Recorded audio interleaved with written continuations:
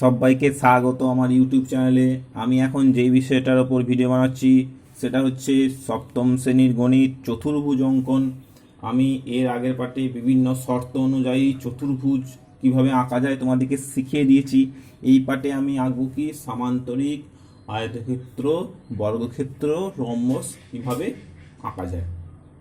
ঠিক আছে, তার আগে বলবো যে যারা আমার চ্যানেলটি সাবস্ক্রাইব করেননি তারা সাবস্ক্রাইব করে নেবেন। ভিডিওটা ভালো লাগলে একটা লাইক দেবেন, কারণ এই ধরনের ভিডিও আমি বানাই যাতে করেই তোমরা ঘরে বসে অঙ্কগুলো বুঝে নিতে পারো। তাহলে প্রথমটা কি বলছে, প্রথম দেখো বলছে একটি সামান্তরিক এল এ এন ডি অঙ্কন করা যায়, যার এল এ 6.6 সেমি আর এ এনটা হচ্ছে 5.4 semi R L A N কোণটা হচ্ছে 45 ডিগ্রি। ঠিক আছে, তাহলে এই শর্ত অনুযায়ী এটা সামান্তরিক আমাকে আঁকতে হবে। তাহলে কি করব, প্রথমে ওই যে বাহুগুলো দিয়েছে বাহুগুলো সরলরেখার সাহায্যে কেটে নেব। আমি পেনে আঁকছি, তোমরা কিন্তু আঁকাগুলো পেন্সিলে আঁকবে, ঠিক আছে, কারণ আমার ভিডিওটা তাহলে কষ্ট হবে পেনে আঁকলে, সেই জন্য আমি পেনে তোমাদেরকে আঁকছি। তাহলে প্রথমে এলে বাহুটা 6.6 সেমি টানতে গেলে কি করব, যেখান থেকে দাঁড়িয়ে শুরু হয়েছে সেখানে একটা ফুট করি, আর বড় ঘরের 6 ঘর যাওয়ার পর ছোট ঘরের 6 ঘর যাওয়ার পর একটা ফুট করি, তাহলে হয়ে গেল 6.6 সেমি। তারপর হচ্ছে এ এন 5.4 সেমি, এন 5.4 মানে যেখান থেকে দাঁড়িয়ে শুরু হয়েছে সেখানে একটা ফুট করি, বড় ঘরে 5 ঘর যাওয়ার পর ছোট ঘরে 4 ঘরে যাওয়ার পর একটা ফুট করি, তাহলে এটা হয়ে গেল এল এ 6.6 সেমি, আর এটা হচ্ছে এ এন 5.4 সেমি। এরপর একটা কোণ আঁকবো, সেই কোণটা হচ্ছে এল এ এন 45 ডিগ্রি। তাহলে এঁকে নাও।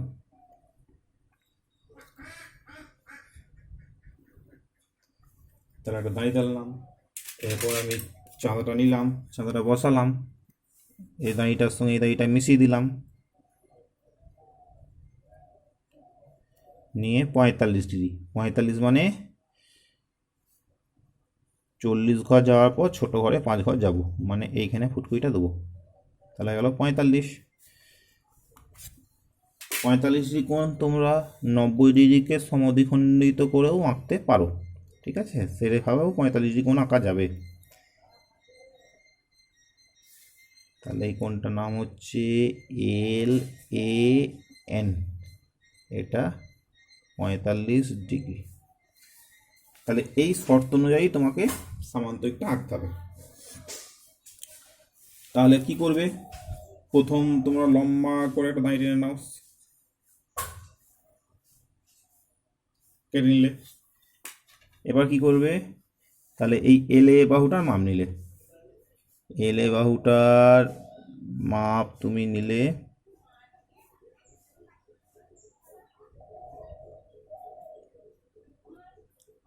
নিয়ে এইখানে বসিয়ে এই সরলরেখার পর একটা বৃত্তচাপ। তাহলে এইটা যেহেতু এল এ বাহুর মাপ নিয়েছি তাই এটা হচ্ছে এ এল বাহু, এর মাপটা কত 6.6 সেমি।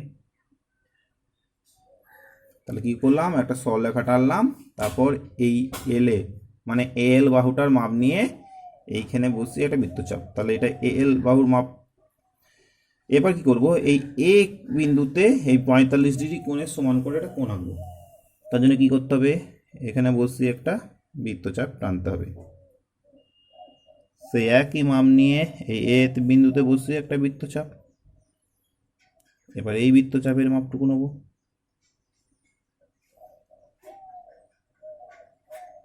এই বৃত্তচাপের মাপটুকু নিয়েছি, নিয়ে এখানে বসিয়ে এই বৃত্তচাপের উপর একটা বৃত্তচাপ।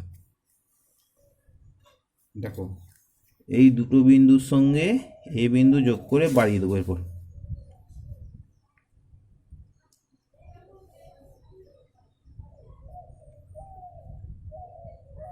বাড়িয়ে দিলাম। এরপর কি করব, এরপর এ এন বাহুটার মাপ নেব, এ এন বাহুটার মাপ নিয়েছি, নিয়ে এই এতে বসিয়ে এধারে একটা বৃত্তচাপ আবার এলেতে বসিয়ে এধারে একটা বৃত্তচাপ, তাহলে দুটো বৃত্তচাপ, একটা এতে বসিয়ে এধারে বৃত্তচাপ, একটা এলেতে বসিয়ে এধারে একটা বৃত্তচাপ। এরপর আবার এল এ বাহুটা মাপ নেবো, মানে এল বাহুটা, মানে এইটাই এল বাহু মাপ নিয়ে কেটেছিলাম। এই যে এই মাপটাই তো বসিয়ে এখানে কেটেছিলাম, তাহলে সেই মাপটা আবার নেবো, নিয়ে এইখানে বসাবো কাটা বসিয়ে এই বৃত্তচাপের উপর আরেকটা বৃত্তচাপ কাটবো। দেখো দুটো বৃত্তচাপ একটা বিন্দু ছেদ করেছে, সেটার সঙ্গে এই বিন্দু আর এল বিন্দু যোগ করে দেবো।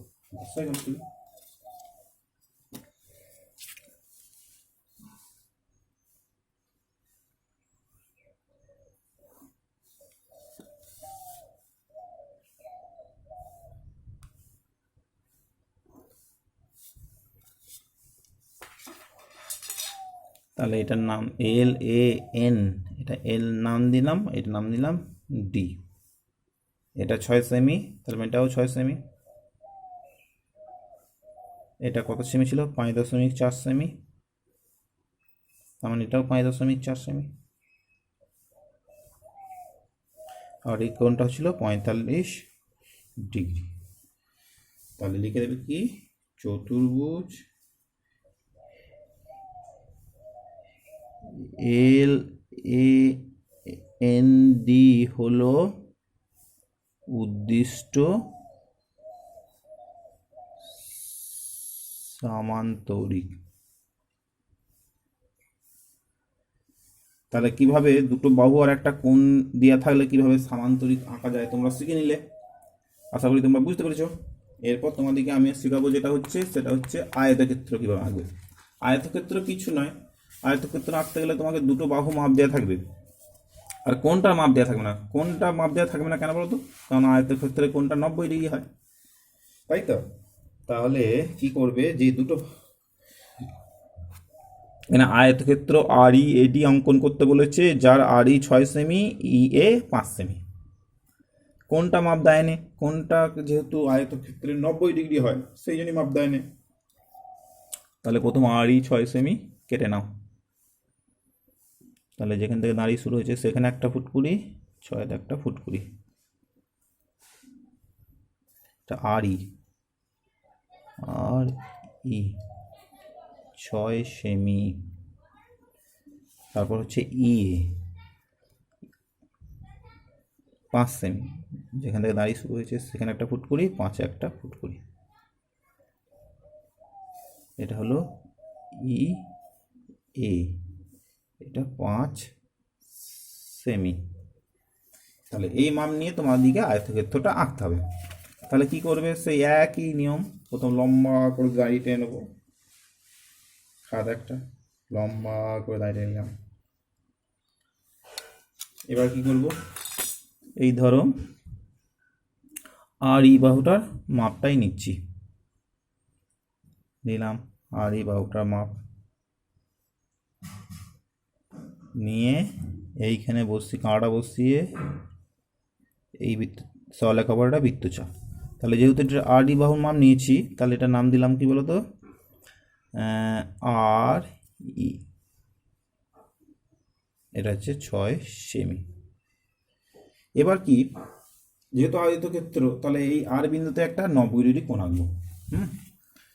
তাহলে আর বিন্দুতে 90 ডিগ্রি কোণ আঁকতে গেলে কি করতে হবে,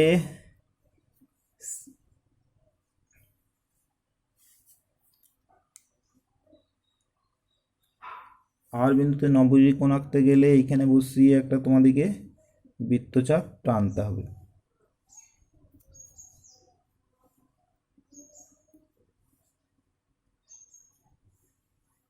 বেশ বড় ধরনের বৃত্তচাপ টানতে হবে। তারপর কি করতে হবে, সেই একই মাপ নিয়ে এইখানে কাঁটাটা বসাবো, বসিয়ে এধারে একটা বৃত্তচাপ, আবার এইখানে বসিয়ে এধারে একটা বৃত্তচাপ, আবার সেই একই মাপ নিয়ে উপরে একটা বৃত্তচাপ, আবার সেই একই মাপ নিয়ে এইখানে কাঁটাটা বসাবো। এই যে বৃত্তচাপ, এই বৃত্তচাপটা যে বিন্দুতে ছেদ করেছে সেইখানে কাঁটাটা বসিয়ে এখানে একটা বৃত্তচাপ। ওকে, তাহলে কি করলাম দেখো, এইখানে কাঁটাটা বসিয়ে একটা বড় করে বৃত্তচাপ যেন এই সরলাকে ছেদ করে, সেই একই মাপ নিয়ে এখানে বসিয়ে এধারে একটা বৃত্তচাপ, আবার সেই একই মাপ নিয়ে কাঁটা এইখানে বসিয়ে এধারে একটা বৃত্তচাপ, ওপরে একটা বৃত্তচাপ। আবার সেই একই মাপ নিয়ে এই বৃত্তচাপ আর এই বৃত্তচাপ যে বিন্দুতে ছেদ করেছে, মানে এইখানটা কাঁটাটা বসাবো, নিয়ে এই উপরে আর একটা বৃত্তচাপ। তাহলে দুটো বৃত্তচাপ একটা বিন্দুতে ছেদ করেছে, সেটার সঙ্গে আর বিন্দু যোগ করে বাড়িয়ে দেবো, তাহলেই হয়ে গেল 90° কোণ।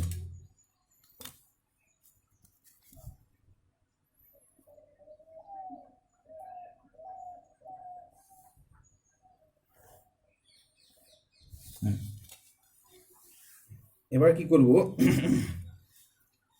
এবার ইএ বাহুটার মাপ নেব। ইএ বাহুটার মাপ নিলাম, নিয়ে এই ইএতে বসিয়ে এধারে একটা বৃত্তচাপ, আবার আর এতে বসিয়ে এধারে একটা বৃত্তচাপ, দুটো বৃত্তচাপ। এবার দেখো আবার আর ই বাহুটার মাপ নেব। আর ই বাহু মানে এই নিচের বাহুটা যেটা কেটেছিলাম, তাহলে এই আর ই বাহুটার আবার মাপ নিয়ে কাঁটাটা এইখানে বসাবো। এই যে এই বৃত্তচাপ আর এই সরলরেখাটা যেটা বিন্দুতে ছেদ করেছে সেইখানে কাঁটাটা বসাবো, নিয়ে এই বৃত্তচাপের উপর আর একটা বৃত্তচাপ পাঠবো। ঠিক আছে, দেখো এখন দুটো বৃত্তচাপ একটা বিন্দু ছেদ করেছে, যেটা হচ্ছে এটা ই যদি হয় তাহলে এটা এ হবে, আর এই বিন্দুটা কি হয় বলো তো, এইটা বিন্দুটা হবে ডি। ঠিক আছে, এবার কি করব, এগুলো যোগ করে দেবো সবকটা।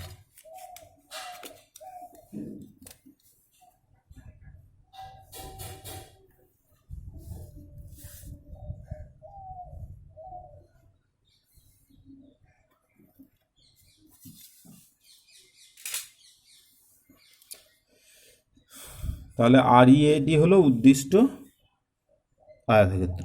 এটা 6 সেমি হলে এটাও 6 সেমি, এটাও 5 সেমি। তাহলে চতুর্ভুজ আর ই এ ডি হলো উদ্দিষ্ট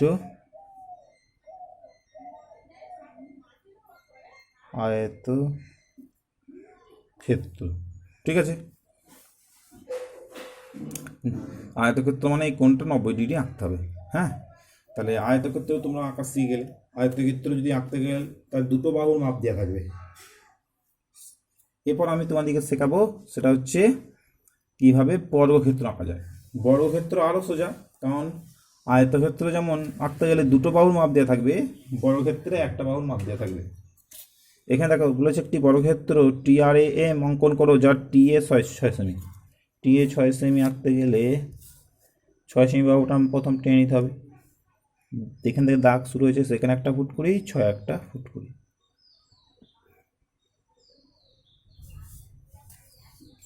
এইটা হচ্ছে টি, এটা হচ্ছে এ, এটা 6 সেমি।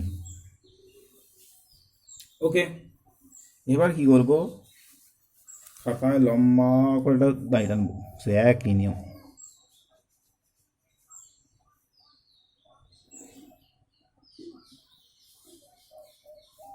লম্বা করে দাঁড়িয়ে টানলাম।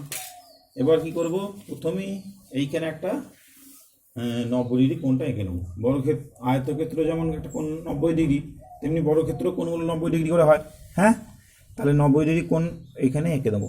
তাহলে এখানে 90° কোণ আঁকতে গেলে কী করতে হবে, তা আগের নিয়ম অনুযায়ী এখানে বসিয়ে বড় করে একটা বৃত্তচাপ, সেই একই মাপ নিয়ে এখানে বসিয়ে একটা বৃত্তচাপ, সেই একই মাপ নিয়ে এখানে বসে একটা বৃত্তচাপ, আবার ওপরে একটা বৃত্তচাপ, আবার সেই একই মাপ নিয়ে কাঁটা এইখানে বসাবো আবার, ঠিক।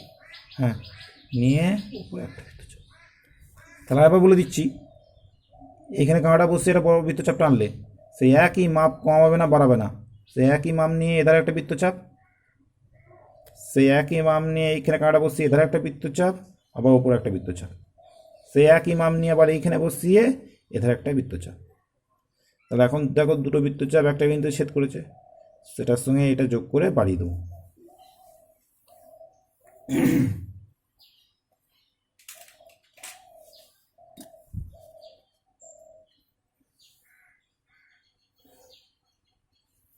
বাস, 90° কোণটা হয়ে গেল। এরপর কি করবো দেখো, এই টিএ বাহুটার মাপ নেব। টিএ বাহুটার মাপ নিলাম। বর্গক্ষেত্রে যেহেতু সবকটা বাহুর দৈর্ঘ্য সমান, তাহলে একটা বাহুর দৈর্ঘ্যই দেওয়া থাকবে। আর বর্গক্ষেত্রে কোণ 90° হয়, তাই 90° এঁকেছি। তা টিএ বাহুটার মাপ নিয়ে কি করব, এইখানে কাঁটা বসিয়ে এই সরলরেখার ওপর একটা বৃত্তচাপ, আবার উপরে সরলরেখাটার ওপর একটা বৃত্তচাপ, সেই একই মাপ নিয়ে এবার এই যে সরলরেখায় আর এই বৃত্তচাপ যে বিন্দুতে ছেদ করেছে সেটাকে কাঁটাটা বসিয়ে উপরে একটা বৃত্তচাপ, সেই একই মাপ নিয়ে এই উপরে সরলরেখাটা আর এই বৃত্তচাপটা যে বিন্দুতে ছেদ করেছে সেইখানে কাঁটা বসিয়ে আবার এখানে একটা বৃত্তচাপ, সেই একই মাপ নিয়ে। এবার দেখো এই দুটো বৃত্তচাপ একটা বিন্দু ছেদ করেছে, সেটার সঙ্গে এই বিন্দু যোগ করে দেবো, সেটার সঙ্গে নিচের বিন্দুটা যোগ করে দেবো।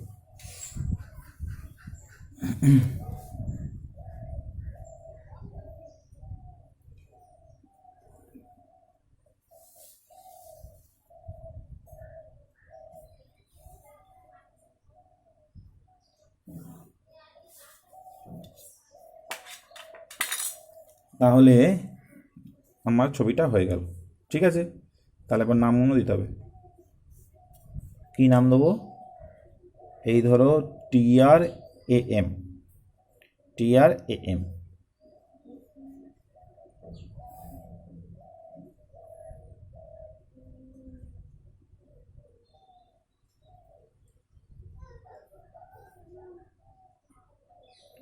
তাহলে TA 6 সেমি, তাহলে ধরো টি, এইখানে নামগুলো যেহেতু পরপর দিতে হবে, হ্যাঁ, তাহলে দেখো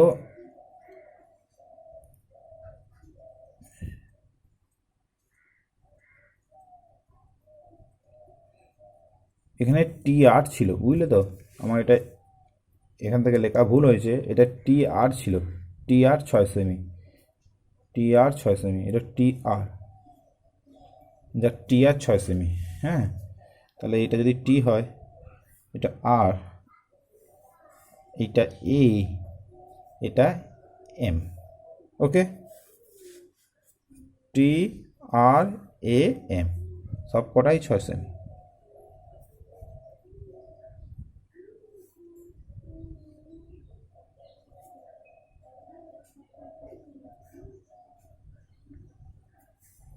ওকে, তাহলে বর্গক্ষেত্র যেটা আঁকতে বলেছিল আমার আঁকা হয়ে গেল।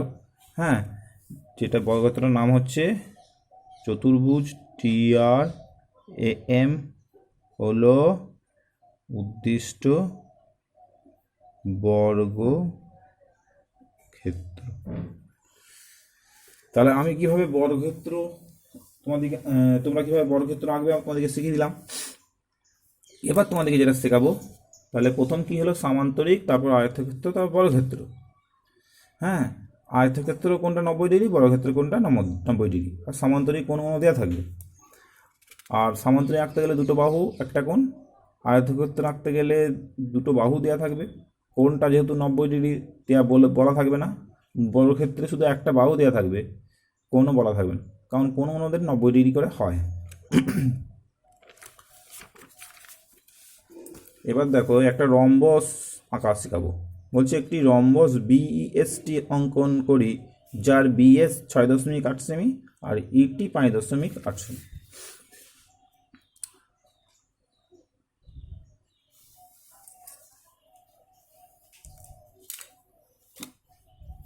BS 6.8 মানে যেখান থেকে দাঁড়িয়ে শুরু হয়েছে সেখানে একটা ফুটকুড়ি, 6 ঘর যাওয়ার পর ছোটো ঘরে 8 ঘর যাওয়ার পর একটা ফুটকুড়ি, তাহলে এটা হলো 6.8 সেমি।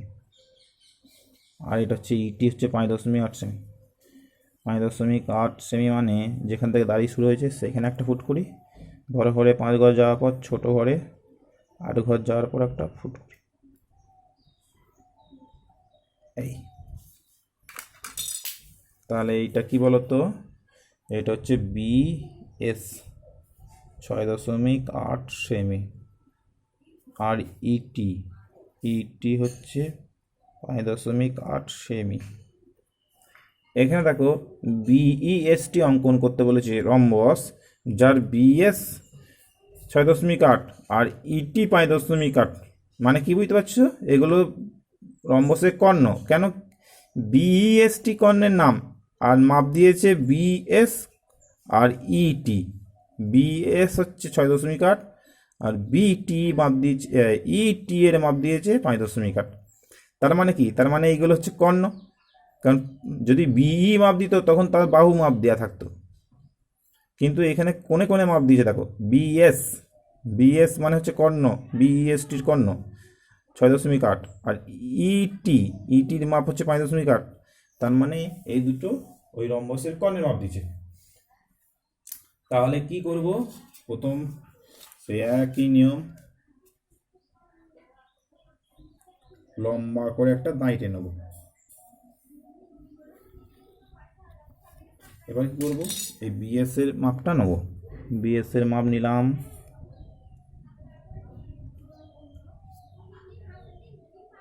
বিএস এর মাপটা নিয়ে কি করব?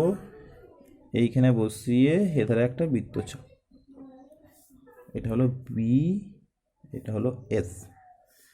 এবার কি করব দেখো, এই বিএস কে সমদ্বিখণ্ডিত করব।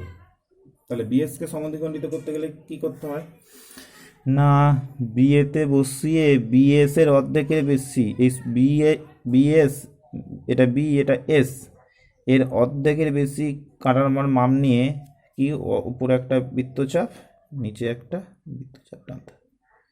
সেই একই মাপ নিয়ে এসে কাঁটাটা বসিয়ে একবার উপরে একটা বৃত্তচাপ, নিচে একটা বৃত্তচাপ টানলে, ঠিক আছে। এরপর কি করবো? এই দুটো বৃত্তচাপ একটা বিন্দু ছেদ করেছে, এই দুটো বৃত্তচাপ একটা বিন্দু ছেদ করেছে, সেটা যোগ করে বাড়িয়ে দেবো।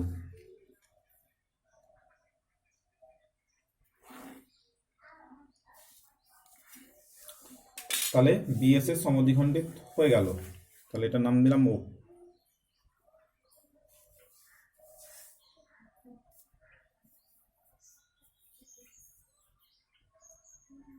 এবার কি করব দেখো, এবার ইটি যে বাহুটা তার অর্ধেকটার মাপটা নেব।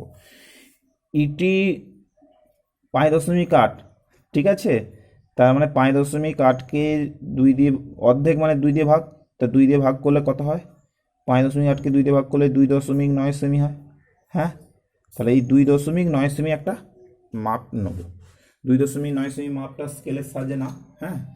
তাহলে 2.9 সেমি টানতে গেলে একটা স্কেল দিয়ে 2.9 টেনে নাও এখানে, হুম। 2.9 মানে যেখান থেকে দাগ শুরু হয়েছে সেখানে একটা ফুট করি, 2 ঘর যাওয়ার পর ছোটো ঘর না যাওয়ার পর একটা ফুট করি, তাহলে এটা হয়ে গেল 2.9।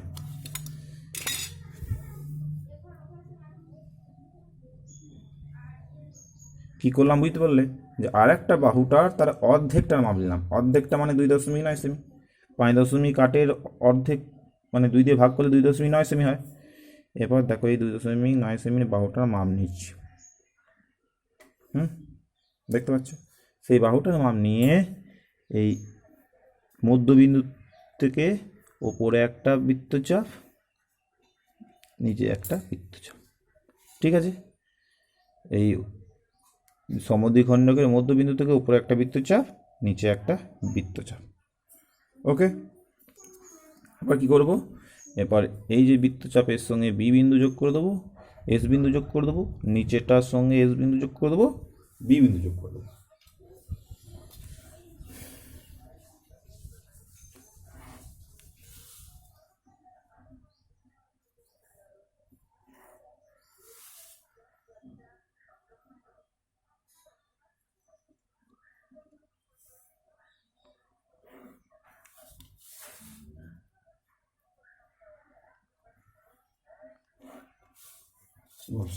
হয়ে গেল রম্বস।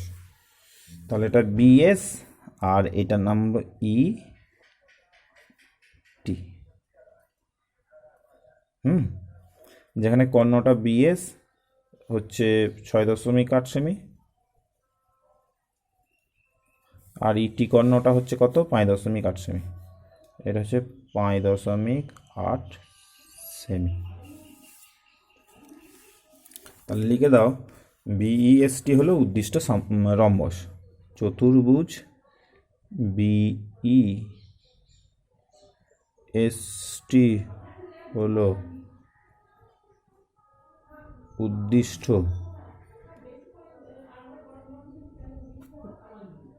রম্বস। ওকে, তাহলে তোমাদেরকে কীভাবে দুটো কর্ণের মাপ দেওয়া থাকলে রম্বসটা কীভাবে আঁকা যায় আমি তোমাদেরকে শিখিয়ে দিলাম। এরপর একটা হচ্ছে রম্বস খুব আঁকা পড়ে, তাই জন্য রম্বস আর একটা পদ্ধতিতে কীভাবে আঁকা যায় সেটা তোমাদেরকে শিখিয়ে দিচ্ছি। সেটা হচ্ছে একটি রম্বস অঙ্কন করো যার একটি বাহুর দৈর্ঘ্য 3 সেমি, একটি কর্ণের দৈর্ঘ্য 10 সেমি। একটি বাহুর দৈর্ঘ্য 3 সেমি দেওয়া মানে কি, রম্বসের তো সবকটা বাহুর দৈর্ঘ্য সমান, তার মানে সবকটা বাহুই 3 সেমি, আর কর্ণটা বলেছে 10 সেমি। তাহলে ওই মাপ নিয়ে আমার রম্বস আঁকা সম্ভব। তাহলে কি করব, প্রথম 3 সেমি বাহুটার মাপ নেব,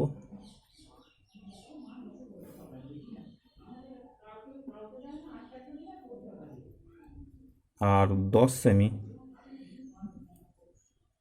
মানে যেখান থেকে দাগ শুরু হয়েছে সেখানে একটা ফুট করি, আর 10 একটা ফুট করি।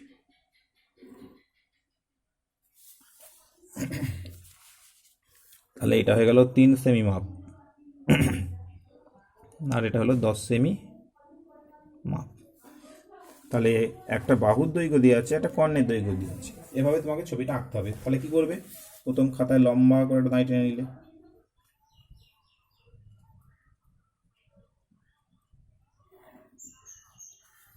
এবার কি করলে 10 সেমি বাহুটার মাপ নিলে,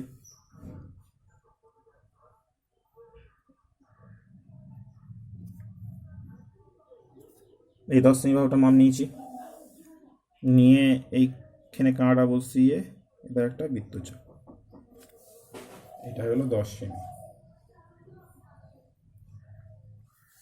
এবার কি করব, 3 সেমি বাহুটার মাপ নেব। 3 সেমি বাহুটার মাপ নিয়ে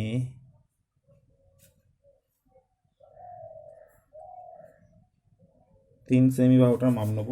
হ্যাঁ, 3 সেমি বাহুটা মাপ নিয়েছি।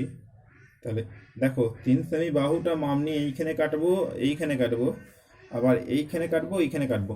তাহলে কি রম্বস আঁকা সম্ভব? তাহলে এখানে মায়ের পরীক্ষায় পড়ে, দেখো যদি বাহুর দৈর্ঘ্য 3 সেমি হয়, হ্যাঁ, আর কর্ণের দৈর্ঘ্য 10 সেমি হয়, তাহলে নিশ্চয়ই রম্বসটা আমার আঁকা সম্ভব নয়। বুঝতে পারছো কি প্রথমেই ভুল হয়েছে? তাহলে নিশ্চয়ই বাহুর দৈর্ঘ্য 3 সেমি নয়। তাহলে বাহুর দৈর্ঘ্য কত একটা হতে হবে, সেটা আমাকে দেখতে হবে। হ্যাঁ, দেখো বাহুর দৈর্ঘ্য যদি 6 সেমি করো কি হবে,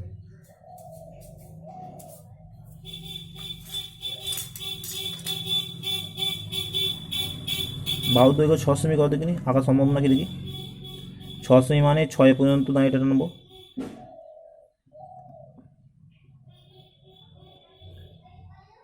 তাহলে 6 সেমি বাহু দুইটা নিলাম 6 সেমি। তাহলে এবার 6 সেমি বাহুটা 3 সেমি বাহু যদি মাপ দিয়ে আর 10 সেমি কর্ণ হলে আমার রম্বসটা আঁকা সম্ভব নয়। তাহলে 3 সেমি বাহুটা যেটা নিয়েছিলাম এটা ভুল, কারণ 3 সেমি বাহু নিলে 10 সেমি কর্ণ হলে রম্বস আঁকা যাবে না।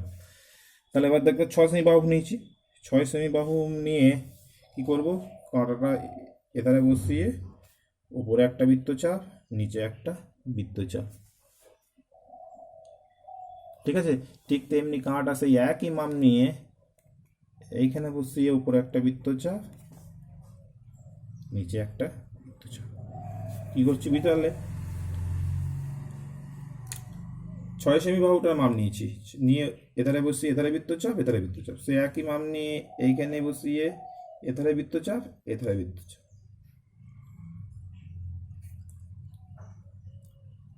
এবার তাহলে কি করবো, এবার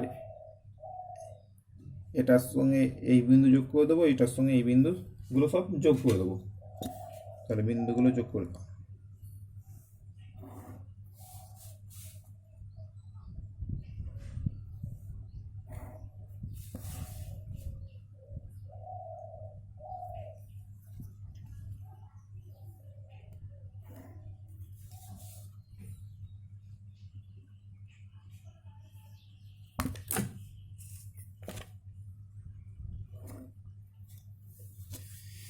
ঠিক আছে, এরপর তাহলে রম্বসটা আঁকা সম্ভব। তাহলে কখন সম্ভব? দেখো, এই যে যখন 3 সেমি নিয়েছিলাম আর কর্ণের দৈর্ঘ্য 10 সেমি নিলে আঁকা সম্ভব নয়। অন্তত 10-এর অর্ধেক কত? 10-এর অর্ধেক হচ্ছে 5। কর্ণের দৈর্ঘ্য যদি 10 হয় তার অর্ধেক হচ্ছে 5 সেমি। তার থেকে বেশি অন্তত বাহুর মাপটা থাকবে, তবেই আঁকা সম্ভব। তাহলে 3 সেমি নিলে হতো না, তাহলে আমাকে 10 সেমির অর্ধেক 5 সেমি, তার থেকে বেশি মানে 6 সেমি। তাহলে 6 সেমি আর 10 সেমি, যদি কর্ণের দৈর্ঘ্য 10 সেমি বলে দেয়, তাহলে তার বাহুটা অবশ্যই 5 কিংবা 5-এর বেশি হবে, মানে 5-এর থেকে একটু বেশি হবে, তবে আঁকা সম্ভব। অর্ধেকের থেকে অন্তত বেশি হতে হবে। তাহলে এখন আমার এই 6 সেমি বাহুটা আর 10 সেমি কর্ণ একটা নিয়ে একটা রম্বস এঁকে ফেলেছি। এটাও 6 সেমি, এটাও 6 সেমি, এটাও 6 সেমি, এটাও 6 সেমি, আর কর্ণটা হচ্ছে 10 সেমি। তাহলে নাম দিয়ে দাও। কি নাম দেবে বলো তো? A B C D. তাহলে লিখে দেবে চতুর্ভুজ এ বি সি ডি হলো উদ্দিষ্ট রম্বস। ঠিক আছে, তাহলে তোমাদেরকে কি কি আঁকা শিখলাম?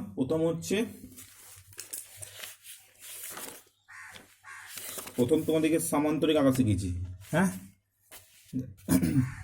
দুটো বাহু একটা কোণ দেওয়া থাকবে। তারপর আয়তক্ষেত্র আঁকা শেখালাম, যেখানে দুটো বাহু দেওয়া থাকবে, কোণটা কিন্তু 90 ডিগ্রি। তারপর তোমাদেরকে আঁকা শেখালাম বর্গক্ষেত্র, যেখানে একটা বাহুর মাপ দেওয়া থাকবে, কারণ বর্গক্ষেত্র 4টে বাহুর দৈর্ঘ্যই সমান, আর কোণটা হচ্ছে 90 ডিগ্রি। তারপর কি শিখলাম? রম্বস, যেখানে দুটো কর্ণের দৈর্ঘ্য দেওয়া থাকে। তারপর একটা রম্বস আঁকা শিখলাম, যেখানে একটা কর্ণের দৈর্ঘ্য আর একটা বাহুর দৈর্ঘ্য দেওয়া থাকে, কারণ রম্বসের প্রত্যেকটা বাহুর দৈর্ঘ্যই সমান। ঠিক আছে, তাহলে আশা করি তোমরা বুঝতে পেরেছো। তাহলে এখন রাখছি।